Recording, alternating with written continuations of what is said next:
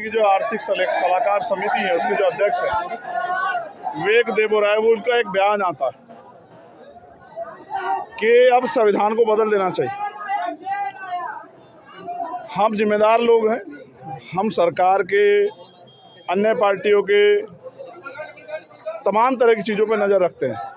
ये बयान सिर्फ सलाहकार समिति के अध्यक्ष का नहीं है, ये बयान आरएसएस का है।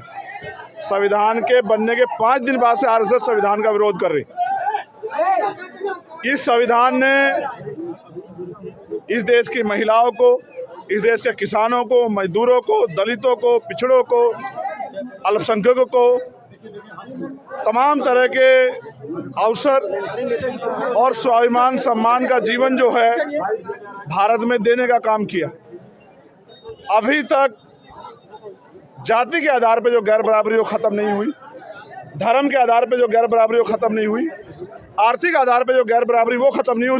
उससे पहले ही भारतीय जनता पार्टी की ये जो छिपी हुई सोच, छिपा हुआ लक्ष्य है जो आज देश के सामने आ रहा है कि वो संविधान को बदलना चाहते हैं, हम लोगों की जिम्मेदारी बनती है कि इस देश के मजदूर, किसान, नौजवान, महिलाएं, युवा, बुजुर्ग सब लोग मिलकर देश के संविधान की रक्षा करें और स्वाभिमान सम्मान के जीवन को प्राप्त देने वाले संविधान को मजबूत करें।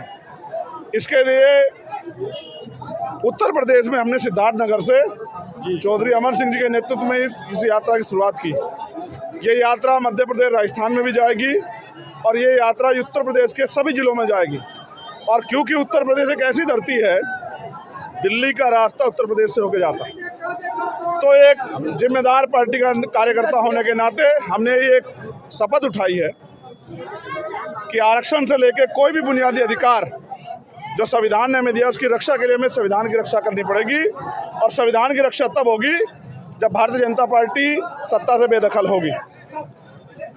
उत्तर प्रदेश में भारतीय जनता पार्टी की कमर तोड़ने के लिए, इनका विजय रोकने के लिए आज़ाद समाज पार्टी ने कमर कसी है।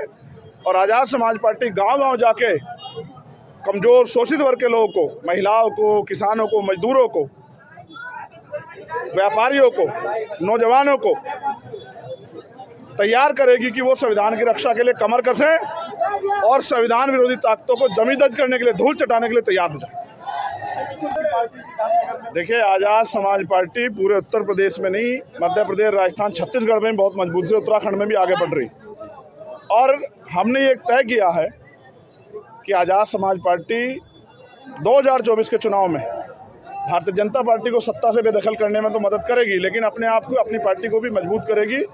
जो अच्छे काम करने वाले लोग हैं, जैसे आपने सिद्धार्थनगर की बात करी, यहाँ हमारे राष्ट्रीय सचिव साहब, हमारे महासचिव और तमाम हमारे जिले के, मंडल के जो नेता, वो बहुत मेहनत कर रहे हैं। उनकी मेहनत से आज यहाँ पार्टी आगे बढ़ रही। 2022 के बाद हमने लगातार धीरे धीरे काम को आगे बढ़ाया। हम बहुत शोर नहीं मचा रहे, लेकिन मेरा मानना है जब जैसे जैसे 2024 आएगा हम एक बड़ी शक्ति के रूप में उत्तर प्रदेश में उभरेंगे। इसका नतीजा आपने नगर पंचायत, नगर निकाय चुनाव में भी देखा कि बहुत सारी सीटों पर, 20 सीटों पर यहाँ दूसरे नंबर पर रहे और कई सीटें हमने इस क्षेत्र में जीतने का भी काम किया। हमारी नई पार्टी है, फिर भी हम मेहनत करके अपने नेताओं के भरोसे इस पार्टी को आगे बढ़ा रहे हैं। और हम अपने लिए नहीं, देश की जनता के हक अधिकार, उनकी बुनियादी समस्याओं को समझ के और वास्तविकता में जो उनको बुनियादी परेशानियां, उनको उनके अधिकार मिले, इसलिए संघर्ष कर रहे हैं और हमारा संघर्ष जारी रहने वाला। आज सिद्धार्थनगर में, कल किसी और जिले में और बहुत जल्द ये यात्रा मध्य प्रदेश, राजस्थान में भी चलेगी। हमारा प्रयास रहेगा कि उत्तर भारत से बीजेपी को हम लोग उखाड़ फेंकने में बड़ा रोल अदा